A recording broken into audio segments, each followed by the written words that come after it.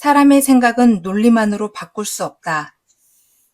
당신에게 반감과 증오를 품고 있는 사람에게는 세상 어떤 냉철한 논리를 제시할지라도 온전히 설득하기란 어렵다. 아이를 호통치는 부모, 위압적이고 거만하게 명령하는 상사, 끊임없이 잔소리와 불평을 퍼붓는 아내와 남편들은 상대를 향한 불쾌한 태도를 버리지 않는 한 누구도 자신의 말을 들어주지 않는다는 사실을 깨달아야 한다. 사람의 생각을 논리만으로 강제하려는 방법은 제대로 된 성과를 거둘 수 없다. 그러나 당신이 부드럽고 우호적인 존중의 언어로 진정성을 담아 이야기를 시작한다면 상대 또한 마음을 열고 당신의 말에 귀 기울이고픈 마음이 싹틀 것이다. 불평과 항의가 아닌 호의를 먼저 전한다. 당신이 원하는 것을 타인에게 관철하고 싶은가? 그렇다면 불평이나 항의 같은 적대적인 태도가 아닌 온화하고 친근한 자세로 우호적인 마음을 먼저 전하라. 나의 강좌를 들은 한 남자는 현재 지내는 아파트가 만족스러우나 임대료가 무척 부담되었기에 재계약 시 임대료를 조정하기를 바랐다. 하지만 다른 세입자들이 이미 집주인에게 단호하게 거절당한 사실을 알고 있었다. 그래서 그는 강좌에서 배운 것을 시도해보기로 했다. 일단 남자는 재계약을 포기한다는 의사를 집주인에게 전달했고 곧이어 집주인이 남자를 찾아왔다. 남자는 미소 띤 얼굴로 반갑게 맞이했다. 그리고 자신이 이 아파트를 얼마나 좋아하는지, 사는 동안 얼마나 편안하고 행복했었는지를 자세하고 솔직하게 털어놓았다. 건물을 관리하는 집주인의 탁월한 방식에도 깊은 인상을 받았음을 말했다. 임대료 이야기는 아예 꺼내지 않았다. 그리고 1년 정도 더 살고 싶었으나 형편이 여의치 않아 나가기로 한 것이라고 양해를 구했다. 그러자 집주인은 평소 세입자들의 고충과 불만을 듣는데 지쳤는데 이렇게 만족해하는 분이 있었다니 기쁘네요.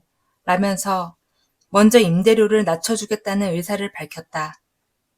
남자는 감사를 표하면서도 거기서 멈추지 않고 자신이 감당할 수 있는 좀 더 낮은 금액을 말했고 집주인은 흔쾌히 응했다. 하는 김에 내부 장식도 원하는 쪽으로 보완해 줄게요. 라고 추가 혜택까지 베풀면서 말이다. 만약 이 남자가 다른 세입자들과 마찬가지로 온갖 불편사항을 나열하며 임대료를 낮춰달라고 주장했다면 집주인은 어떻게 했을까? 절대 응하지 않았을 것이다. 정중한 부탁으로 은근한 찬사를 보낸다. 젊은 날의 벤저민 프랭클린은 주의위 서기에서 선출되기를 고대하고 있었다. 그러나 의회에서 막강한 영향력을 지닌 인사가 프랭클린을 몹시 싫어한다는 것이 문제였다. 어떻게든 그 유력가의 호김을 사야 했던 프랭클린은 묘책을 강구했다. 아첨하지는 않았다. 그러면 더 큰 경멸을 살 게 뻔했기 때문이다. 대신 프랭클린은 유력가에게 부탁을 했다. 유력가가 매우 희귀한 책을 소장하고 있다는 사실을 안 프랭클린은 그 귀한 책을 꼭 한번 읽어보길 소망한다며 며칠간 빌려줄 것을 간곡히 청하는 편지를 보냈다. 책은 즉시 도착했고 프랭클린은 일주일 후 정중한 감사 편지를 써서 주인에게 돌려주었다.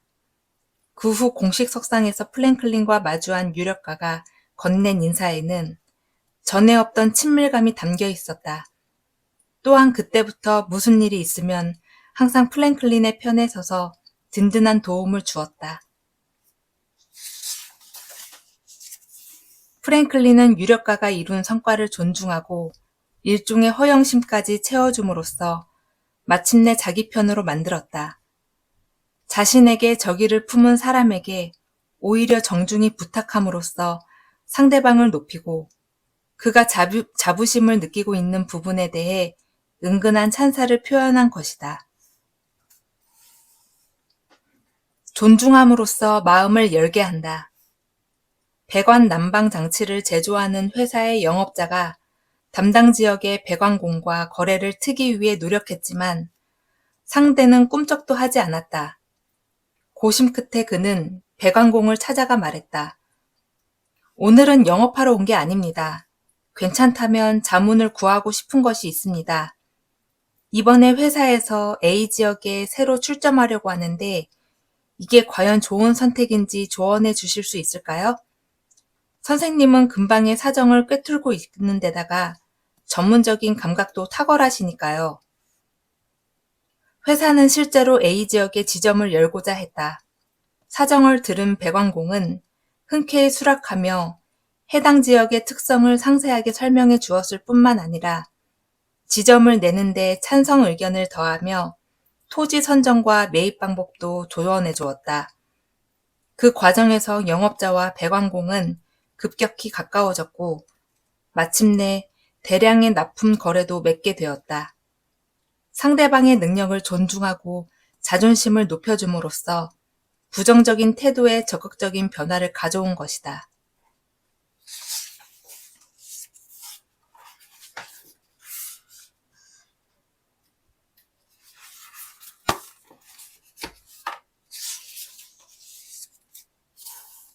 서로를 위한 최고의 배려. 영국의 총리를 지낸 디즈레일리는 35세 때 15살 연상의 자산가이자 미망인인 메리앤과 결혼했다. 당시 그는 사업 실패로 파산한 상태였기에 세간에서는 재산을 노리고 결혼했다며 수군거리기도 했지만 소문의 진위와는 별개로 두 사람의 결혼 생활은 오래도록 행복하고 성공적으로 지속되었다. 메리앤은 문화적인 소양이나 지식이 그리 깊지 않은 여성이었지만 남편을 위하는 방식은 매우 지혜롭고 뛰어났다. 그녀는 30년간 끊임없이 남편을 칭찬하고 격려했다. 디즈레일리가 피로에 지쳐 돌아오면 메리는 가볍고 유쾌한 대화로 남편이 긴장을 풀고 편히 쉴 수 있게 했다.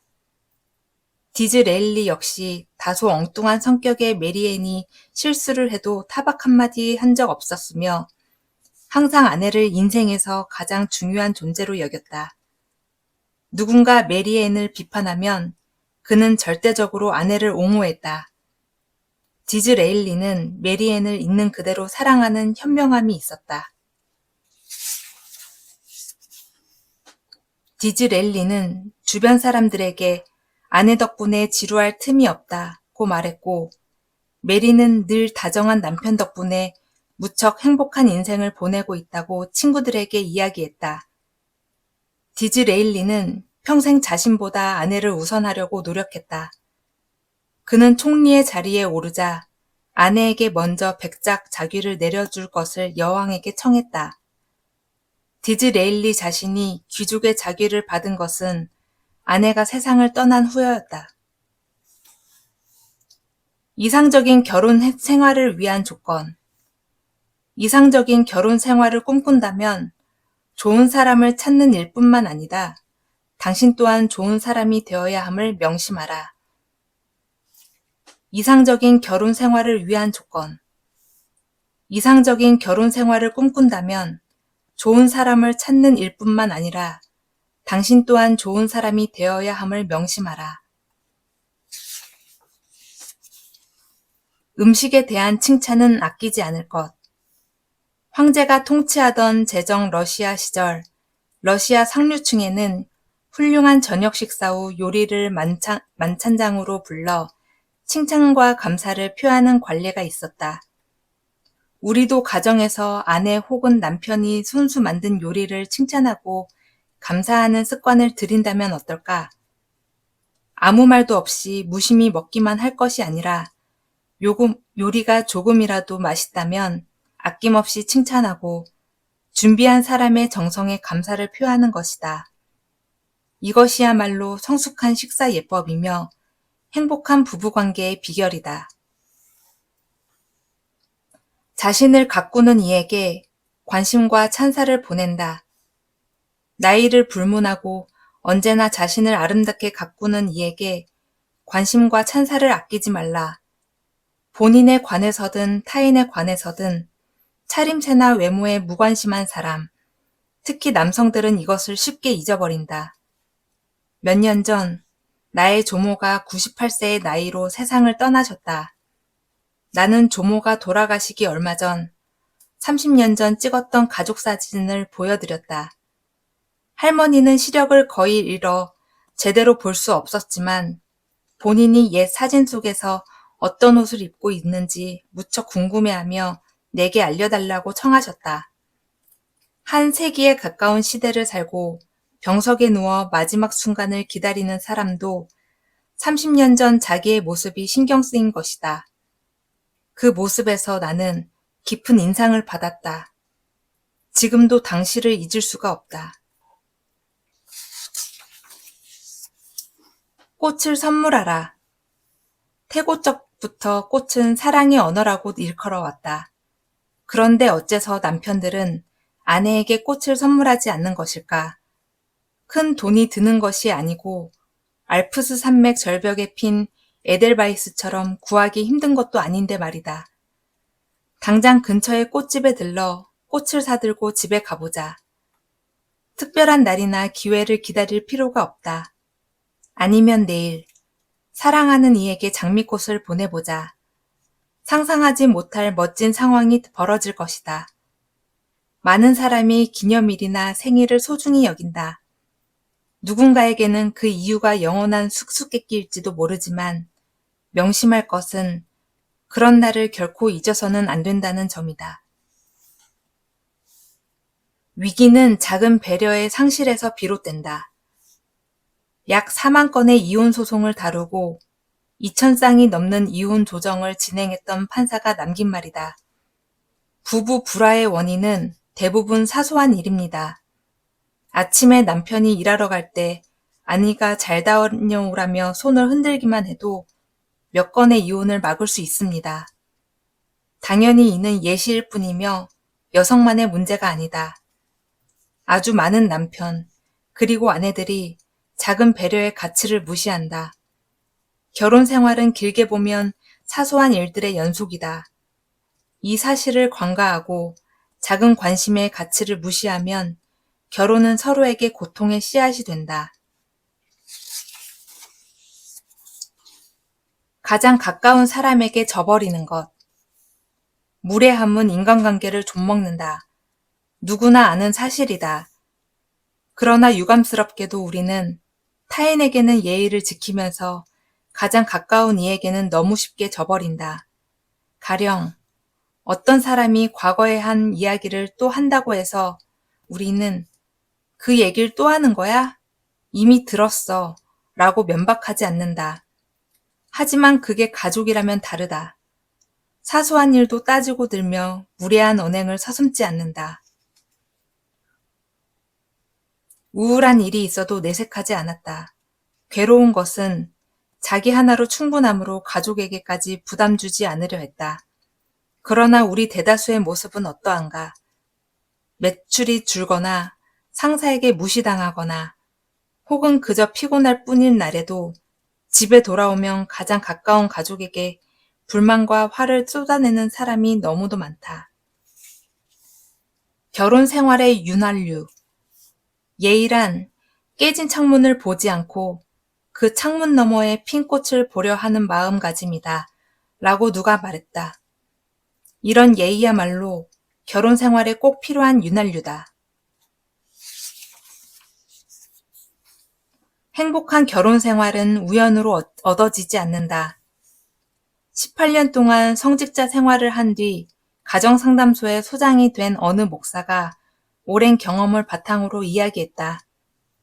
이혼까지 이르지는 않았어도 가정 내에서 남남으로 지내는 부부가 너무 많습니다. 그들은 마치 생지옥 속에서 사는 것 같아요. 행복한 결혼 생활이 우연의 산물인 경우는 거의 없습니다. 우리는 많은 것을 신중하고 면밀하게 계획해야 해요. 그리고 결혼 생활에 대해 상대에게 모든 것을 거리낌 없이 표출하기보다는 서로를 위해 삼가거나 조심하는 배려가 반드시 필요합니다. 사랑이 사라지는 이유. 결혼 생활은 사소한 사건들의 연속이다. 시인 에드나 밀레이는 이를 단 두 문장으로 간결하게 표현했다. 사랑이 사라지는 건 괴롭지 않다. 다만 사소한 일로 사랑이 사라져버리는 것이 괴롭다. 마음에 새겨놓을 가치가 있는 구절이다. 매일 셀 수 없이 많은 부부가 이별하고 있다. 그중 정말 큰 비극이 닥쳐 이혼에 이른 부부는 어느 정도일까? 아마도 소수일 것이다. 만약 당신이 법원에서 이혼 신청을 하는 부부들의 증언을 며칠간 들여본다면 얼마나 사소한 일 때문에 사랑이 사라져버리는지 실감할 수 있을 것이다. 지금 이 순간은 두 번 다시 오지 않는다. 행복한 가정을 만들고 싶은가? 그럼 이 말을 종이에 써서 잘 보이는 곳에 붙여두자. 이 순간을 누릴 수 있는 것은 오직 지금뿐이다. 소중한 이에게 사랑을 표현하고 친절과 배려로 마음을 전할 기회는 바로 지금이다. 뒤로 미루거나 게을리 하지 말라. 이 순간은 두 번 다시 돌아오지 않는다. 무엇보다 소중히 해야 할 것. 우리는 가족의 감정에 지나치게 무심하다. 동료나 지인 앞에서 얼굴을 붉히거나 격한 어조로 질책하는 것은 상상조차 하지 못하는 사람도 가족에게는 아무렇지 않게 분노를 표출하고 폭언을 내뱉곤 한다. 그러나 인생의 행복 가운데 가장 소중한 것이 무엇인지, 지켜야 할 것이 무엇인지 진지하게 자문해보라. 그 누구보다 가족의 행복과 안정이 중요하다는 것은 당연하고 확고한 진리를 깨닫게 될 것이다.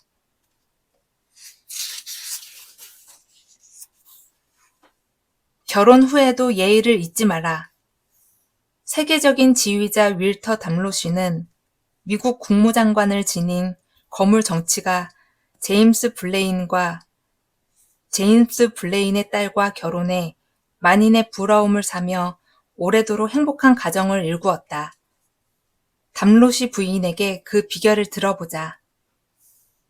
배우자를 신중히 고르는 것도 중요하지만 그 못지않게 중요한 것이 결혼 후에도 서로 예의를 잊지 않는 것입니다. 이웃에게 하는 것만큼 남편과 아내가 상대에게 예의를 차리고 다정하다면 얼마나 좋을까요? 쉴 새 없이 잔소리와 불평을 하는 사람에게는 누구라도 도망치고 싶을 거예요. 명심해야 할 지적이다. 우리는 낯선 이에게는 온갖 예의를 갖추면서 정작 가깝고 소중한 배우자에게는 최소한의 예의조차 망각하는 경향이 있다.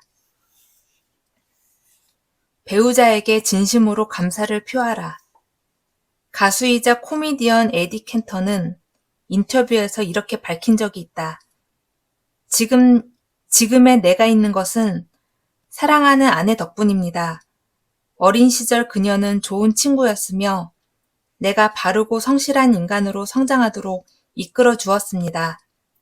5명의 아이에게 둘러싸인 멋진 가정을 만들어 주었습니다. 내가 무언가를 이루었다고 한다면 그 모든 것은 그녀의 힘입니다. 오스카 나무주연상을 받은 워너 백스터는 할리우드에서는 드물게 행복한 결혼 생활을 보냈다.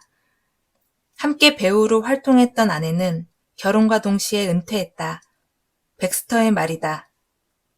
결혼 후 아내는 무대에서 갈채를 받을 기회를 잃었지만 나는 가정에서만큼은 언제나 그녀가 가장 뜨거운 갈채를 받을 수 있도록 노력했어요. 결혼 생활에서 서로가 행복을 얻는 조건은 남편이 아내에게 끊임없는 찬사와 감사를 보내고 헌신적인 자세를 유지하는 것입니다.